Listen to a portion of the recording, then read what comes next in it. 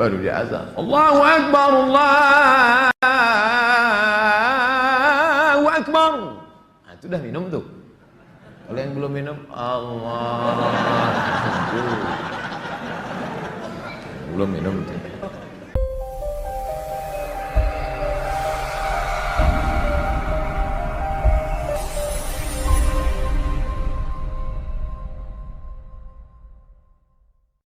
Saya bertanya, saya kan tinggal di masjid, jadi Ustaz sering saya didapati jam orang sholat di tempat saya tertinggal. Kadang bukan jam yang mendapat jamaah. Jadi jamaah tersebut memberikannya kepada saya karena saya tinggal di situ. Bagaimana itu Pak Ustaz? Buat pengumuman kehilangan, pernah saya buat nggak ada respon. Sekarang di kamar saya ada 2 jam orang tertinggal. Misalnya saya mau pakai, gimana hukumnya Pak Ustaz? Ini namanya luqatah. Luqatah, barang temuan itu menjadi milik engkau wahai adinda kalau sudah setahun tak ada pemiliknya. Setahun tak ada pemiliknya, catat tanggalnya. Setahun tak ada pemiliknya, maka punya engkau. Berdoalah, pokoknya selama setahun itu berdoa supaya tak datang pemilik. Kalau dalam setahun itu ada pemiliknya, apa boleh buat, belum rezeki. Mudah-mudahan ada yang kehilangan lagi. Kenapa sebagian orang tak mau baca Sayyidina dalam salawat Nabi? Apa alasannya? Alasannya karena katanya menambah-nambah. Allahumma salli ala Sayyidina. Yang tambah-tambah. Nabi tak pernah menyebut. Nabi sendiri menyebut. Ana Sayyidu waladi Adam. Hadis sahih. Ana Sayyidu waladi Adam. Aku pemimpin anak cucu Adam. Maka saya pun menyebut. Allahumma salli ala Sayyidina Muhammad. Allahumma salli wa sallim alaih. Tapi saya tak ekstrim. Yang mau pakai Sayyidina silakan. Yang tak mau pakai Sayyidina tak apa-apa. Tapi saya pakai Sayyidina jangan salahkan. Dalam solat tak membaca bismillah dalam baca al-fatihah, apa solatnya sah? Tentang baca basmalah dalam fatihah hukumnya 3. Mazhab Syafi'i pakai bismillah jahar. Bismillahirrahmanirrahim. Syafi'i. Kalau Hanafi sama Hambali, Alhamdulillahi Rabbil Alamin Ar-Rahmanir Rahim. Itu Hanafi sama Hambali. Kalau Maliki tak pakai bismillah sama sekali. Allahu Akbar. Alhamdulillahi Rabbil Alamin. Itu Maliki. Tak ada yang salah. Yang jadi salah di mana? Ketika masjid itu bermazhab Syafi'i, ente masuk petantang petenteng pakai bismillah, di situ letak kesalahannya. Makanya ketika Syekh Abdurrahman Sudes, Imam Masjidil Haram ke Istiqlal, dia pakai bismillah. Terkejut-kejut orang Jakarta. Pakai bismillah dia tahu. Doktor Abdurrahman Sudes dari Ummul Qura. Sebutkan, jelaskan ciri-ciri khawarij. Apakah membid'ahkan amaliyah orang lain merasa diri paling benar merupakan ciri-ciri khawarij? Yang memancing saya ngajak-ngajak mau mengkhawarijkan salafi. Nanti setelah saya khawarijkan salafi, direkam, diupload, habis itu habislah saya diserang salafi. Baca aja lah buku saya itu baik-baik. Capek saya dah kelai-kelai itu.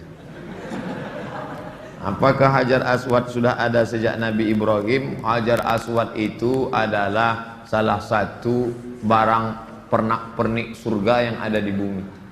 Hadisnya sahih bahwa batu Hajar Aswad itu dulu putih, lalu karena banyak dipegang orang berdosa maka berubah menjadi hitam. Itu bukan pendapat ulama, hadisnya sahih tentang Hajar Aswad. Dibawa Nabi Adam rindu dengan surga, maka diturunkan Allah. Jadi bukan Adam. Ada pula saya dengar orang ceramah, waktu Nabi Adam mau turun ke surga, dia ada mau bawa, diambilnya batu, dikepitnya di ketiaknya. Bukan begitu. Adam sudah turun, lalu rindu ke surga, dibawa Jibril. Kata Jibril, ini oleh-oleh dari surga. Itulah Hajar Aswad. Aslinya putih, tapi karena dipegang oleh orang-orang berdosa, menempel dosanya itu di batu itu menjadi hitam. Bukan yang bulat itu Hajar Aswad. Ada butir-butir kecil-kecil hitam-hitam dia, tengok dari dekat. Itulah Hajar Aswad, ditempelkan ke dalam batu. Baru dibalut dengan cangkang yang terbuat dari besi. Nah, Nah, itu yang dicium. Batu kecil-kecil dalam. Yang besar itu batu biasa, ditempelkan ke dalam batu biasa. Hajar Aswad namanya. Kalau istri tadi putih kemerahan, panggil dia Humaira. Kalau hitam ya Hajar Aswad. Jangan marah deh. Umur saya 24 tahun. Sekarang saya sudah kerja di perusahaan A. Saya baru diterima di perusahaan B yang merupakan pekerjaan impian saya. Tapi jika saya mengambil pekerjaan di perusahaan B, saya tak boleh menikah selama setahun. Sedangkan calon saya tak mau menunggu karena orang tuanya sudah tak bisa menunggu. Menurut Ustadz gimana? Karena di satu sisi saya ingin bekerja di perusahaan B karena gajinya lebih besar dan itu pekerjaan impian saya. Tapi penempatannya di luar kota.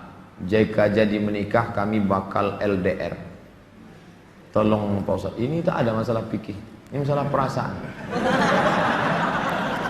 Saya hanya bisa menjawab masalah-masalah fikih. Adapun masalah perasaan,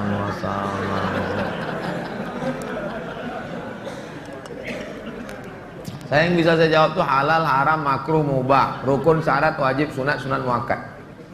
Adapun masalah ini baiknya kalian duduklah musyawarah. Adinda, kita menikah ini kan saling pengertian. Aku kuliah pontang-panting mau kerja ini kerja yang paling. Tolonglah kau pahami keadaanku sekarang. Kalau dari awal aja dia tak bisa ngerti kita, gimana setelahnya? Ini belum lagi menikah, main paksa-paksa, tak bisa. Ini dua makhluk yang berbeda. Walaupun sama-sama mau makan telur ayam, yang satu mata sapi, yang satu dadar, bisa berkelahi. Ini harus mengalah. Hari ini aku mata sapi, besok kau dadar. Ya, lama-lama yang mata sapi suka dadar, yang dadar suka mata sapi. Harus begitu. Nah, kan keperasaan juga ujung. Berapa menit setelah berbuka baru azan Pak Ustaz? Waktu azan itulah berbuka. Tengok definisi puasa. Imsakun nafsi, menahan diri anil mahzurati, dari semua yang membatalkan puasa. Min tulu'il fajri, dari terbit fajar. Terbit fajar itu azan subuh. Ila ghurubis syamsi, tenggelam matahari, syafaq ahmar, azan maghrib. Hanya saja bagi muazin minum dia dulu. Muazin itu dianjurkan minum dia. Zahabadh dhama'u wa batallatil uruq wa thabatal ajru, baru dia azan. Allahu akbar, Allahu akbar. Nah, itu dah minum tuh. Kalau yang belum minum, Allah,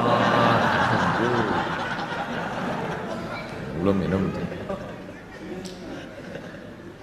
Apakah boleh kita makan setelah selesai, setelah Isya masuk? Yang penting batalkan dulu puasanya dengan minum kah, makan buah kah. Jangan makan es, karena usus itu kering. Knalpot yang kering panas disiramkan air es, mengelupas cat-catnya. Begitulah usus kita itu rusak. Maka yang paling bagus orang Mesir, korma kering, bukan korma yang basah, korma kering, pecah-pecah, buang bijinya, masukkan ke dalam, siram pakai air panas. Agak-agak 2 jam menjelang berbuka. Nanti menyatu dia, diminum. Itu yang paling bagus. Minum kesukaan Nabi, air korma. Minum air korma. Bagus, manis dia. Maka usus kita awet. Apakah batal puasa mencicipi gulai untuk merasakan garamnya? Mazhab Hambali mengatakan tak batal, karena dia tak masuk ke rongga, tak masuk ke dalam, hanya di ujung lidah. Di ujung lidah ini ada perasa. Jadi teteskan. Maka tak batal, karena tak masuk. Habis dirasanya gini, habis itu diludahkannya boleh. Tak masuk ke sini, tak masuk. Mazhab Hambali, tapi saya tak mengamalkan. Saya tidak mengamalkan. Ini saya jawab, mana tahu nanti ada ustadz. Saya bilang tak boleh. Tiba-tiba ada ustadz mengatakan, oh tak tahu Ustadz Somad. Saya tahu, tapi saya tak amalkan. Kenapa? Membuka pintu celah. Saya tak menyalahkan Imam Hambali. Orang sekarang imannya tak macam Hambali. Asik mencicip aja dari pagi. Cicip, cicip. Ustadz gimana cara menghafal Quran? Kami dulu aturan di Al-Azhar tidak pakai SKS, kuliah tak SKS, setahun dipaket 14 mata kuliah, 2 juz Al-Quran. tidak pakai SKS. Tahun 1, tahun 2, tahun 3, tahun 4. 14, 14, 14, 14. 2 juz, 2 juz, 2 juz, 2 juz. Jadi cara kami sebelum subuh dihafal dulu. Satu halaman, satu halaman. Sebelum subuh hafal satu halaman.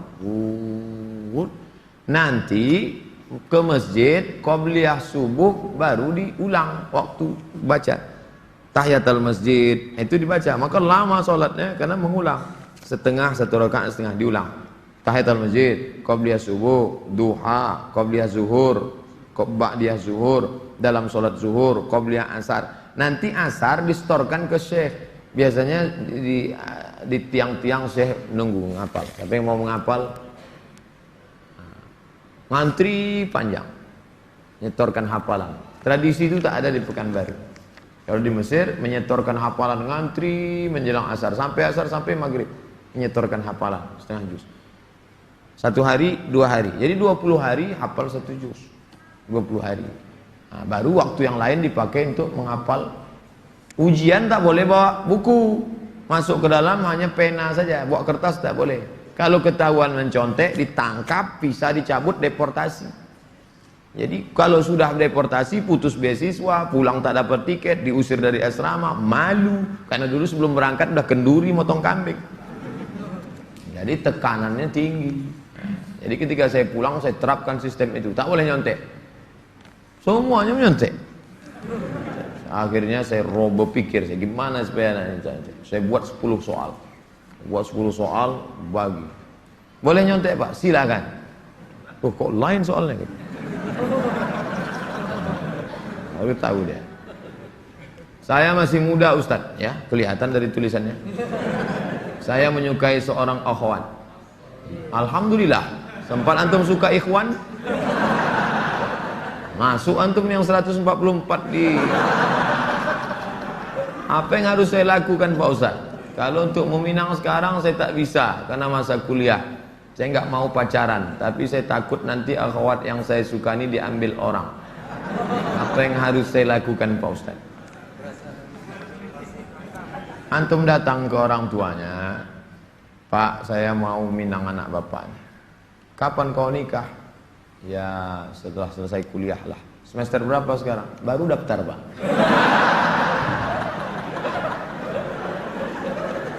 Itu rasa-rasa biasa saja itu adik-adik sekalian. Nanti setelah sekalian kuliah, banyak yang lebih cantik, lebih mantap dari itu. Anggap ingin lalu aja. Tak ada. Nanti setelah kalian selesai, banyak yang lebih hebat lagi daripada itu. Maka tundukkan pandangan. Yang gadis-gadis bagus pakai cadar supaya tak nampak laki-laki wajah. Ustadz di mana di Pekanbaru ini tempat belajar tahsin ngaji? Ustadz Hardi LC. Datang ke Tafakuh. Banyak kajian. Jamnya ada. Datang ke kantor Tafakuh depan gedung guru. Dari sini sebelum Purna MTQ, gedung guru sebelah kanan ada perkantoran Sudirman. Di depannya ada karaoke Rosa. Tapi jangan antum masuk ke situ. Kanan karaoke, yang kirinya Tafakuh. Dr. Mustafa Umar. Tanya, ada Ustadz Hardi? Nah, daftar tahsin dengan Ustadz Hardi. Ustadz, Nabi Muhammad tak pernah cukup puasa sebulan pada bulan Sya'ban. Bagaimana kalau puasa bulan Rajab? Tak pernah, tidak pernah cukup puasa. Pernah Nabi. Bulan Sya'ban pernah Nabi sebulan. Karena Rasulullah SAW yasumu Sya'ban kullah. Kata ulama mana kullahu, pernah dia sebulan. Tapi tidak tiap tahun. Pernah, tapi tidak tiap tahun. Bagaimana dengan Rajab? Rajab bagus. Mana dalil puasa Rajab? Wa minal hurumi fasum, berpuasalah engkau di bulan-bulan haram. Bulan haram itu Zulqa'dah, Zulhijjah, Muharram, Rajab. Dalilnya umum. Ustadz, gimana biar istiqomah sholat di masjid? Begitu sedengar azan langsung bangkit. Karena waktu azan berkumandang setan lari tunggang langgang. Wa 'alaiha duratun, sampai terkentut-kentut. Begitu terdengar azan, Allahu Akbar, Allahu Akbar, bangkit langsung berangkat. Jangan antum santai nanti aja lah nunggu iqamat. Oh enggak, langsung berangkat, langsung ke masjid. Intizarus shalah ba'da shalah, menunggu salat. Paksa-paksakan sampai dia mendarah daging sehingga kalau tak salat meleleh air mata antum. Nah, itu baru terasa manisnya salat jamaah.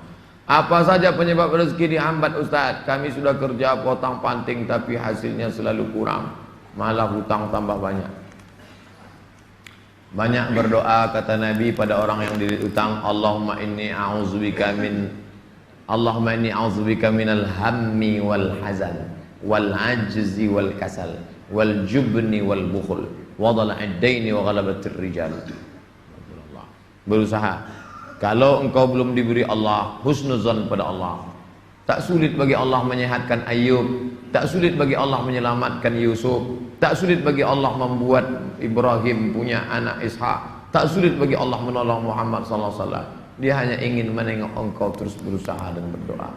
Bagaimana hukumnya dalam perjalanan menuju kajian Ustadz? Kami melaksanakan sholat maghrib di jalan.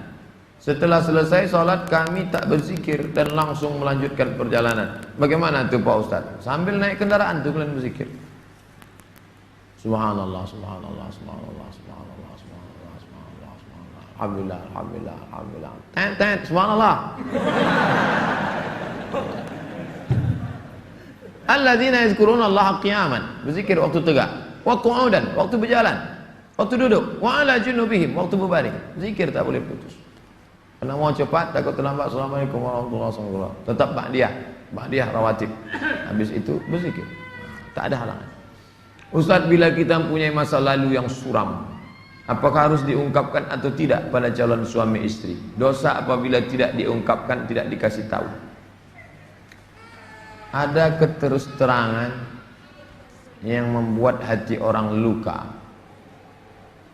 Tapi ada suatu yang antum sembunyikan bisa berefek hukum. Inishtarata saiban, inishtarata bikran.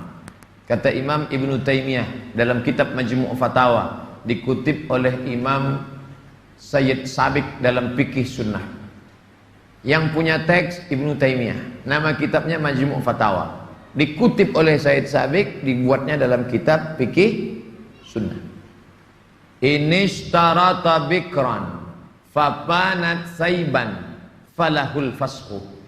Kalau seorang suami mensyaratkan istrinya mesti perawan, ternyata tidak perawan, maka dia punya hak fasah membatalkan pernikahan. Jadi kalau sekedar antum dulu pernah nonton karaoke, tak perlu antum ceritakan.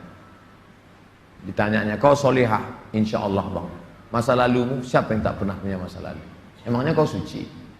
Tapi kalau sudah masalah implikasi hukum, antum mesti terus terang. Karena kalau antum bohong, maka dia punya hak fasah.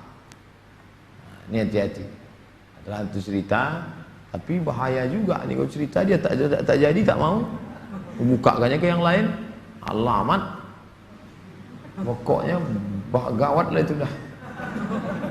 Bila wanita menolak menikah karena alasan menuntut ilmu yang disuruh orang tuanya, bagaimana menurut Pak Ustadz? Kenapa dia tak mau menikah? Ayahnya maksa dia harus selesai S3 baru nikah. S2 23, S3 tambah lagi, S2 25, S3 3 tahun 28. Kau setelah doktor baru boleh menikah. Begitu kata bapaknya. Hadapi bapaknya. Keras bapaknya nih Pak Ustadz. Bapaknya orang apa? Orang Kabupaten Kampar. Ajak Ustadz Mustafa Umar. Bapaknya orang apa? Orang Jawa. Ajak Ustadz Jamhur. Jumpa sama Ustadz Jamhur. Assalamualaikum, Waalaikumsalam. Pripun kabari apik? Oh, katanya bapak tak mau ngasih anak bapak nikah sama dia.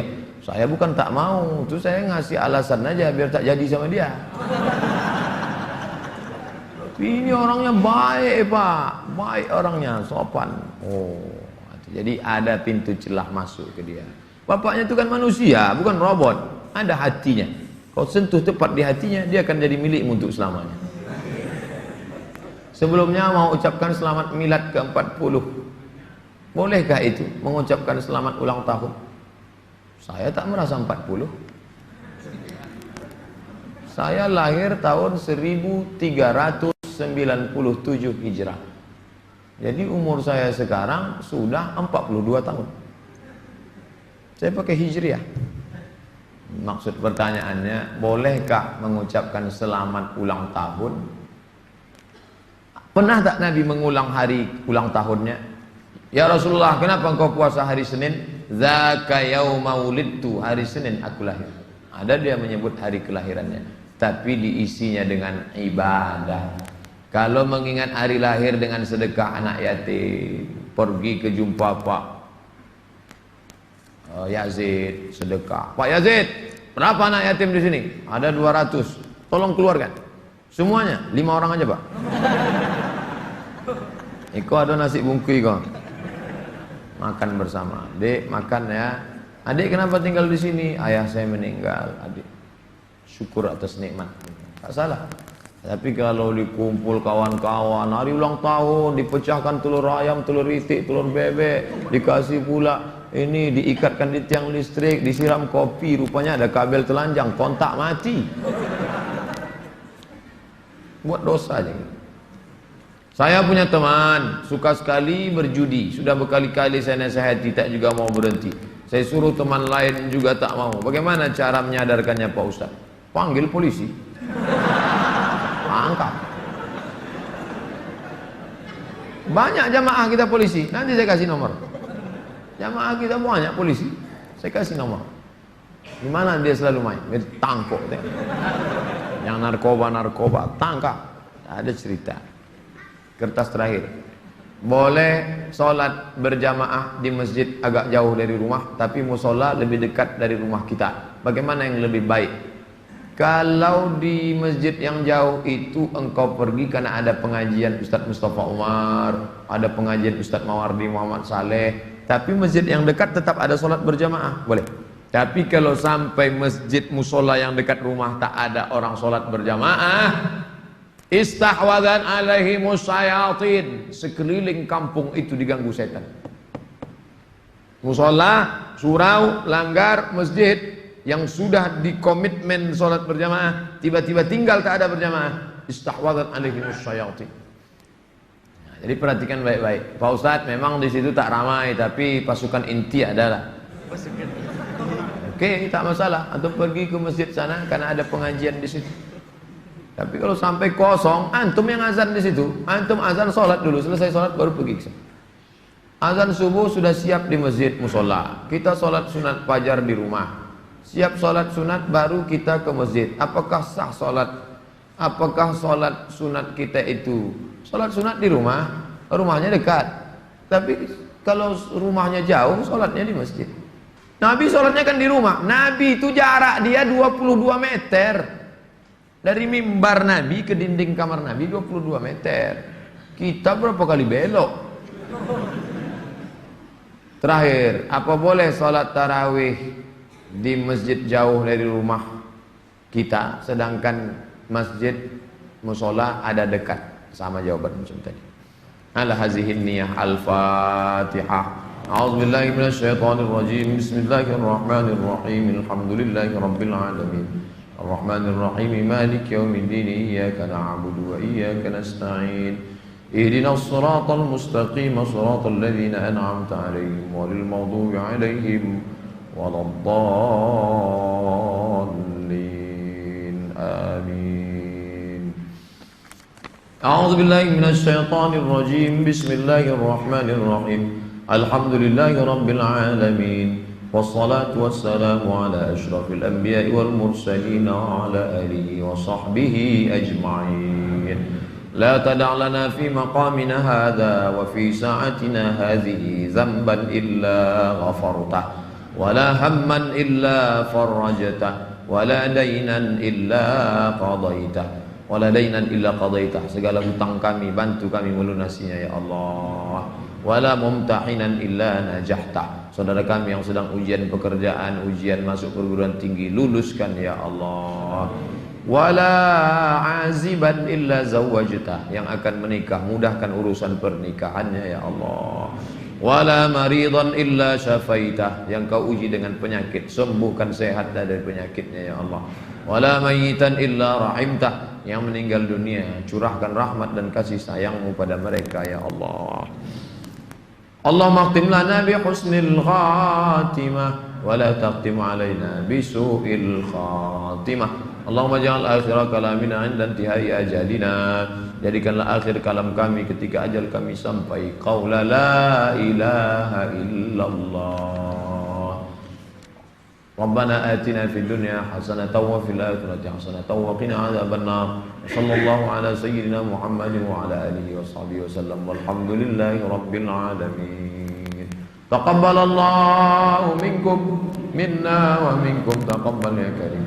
Saya ucapkan selamat menunaikan ibadah Ramadan 1438. Mohon maaf zahir dan batin. Taqabbalallahu minkum taqabbal ya karim. Marhaban ya Ramadan. Wassalamualaikum warahmatullahi wabarakatuh.